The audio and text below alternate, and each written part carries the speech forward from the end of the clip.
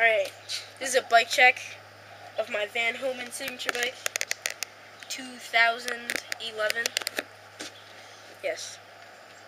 Okay, so I have ODI long neck grips with some bullshitty bar ends because my ODI bar ends, they broke. So now they're in They're right here. Yep.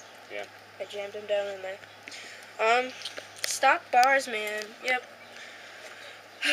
Stem, fit, stem thing. Kink headset. Some washers. I have stock forks, because that's how I roll. Some stock pegs that are light as shit. Dual stunner tire. Odyssey quadrant rim. Whatever that is. Hub sealed. Odyssey twist PC pedals. Some stock cranks right there. Fit DL something stem. I mean stem. Fit DL something. Down low Sprocket. Yeah, but I forgot what it's called. It's just DL? No. Oh, it's just DL. Right. Okay. See? So I have the freaking KMC K710 SL. K710. What? SL. SL.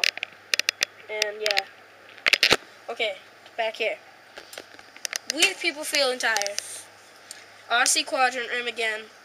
Some spokes. And stock hub, which is sealed. Don't know what it is. Alright. Another stock peg, which is white.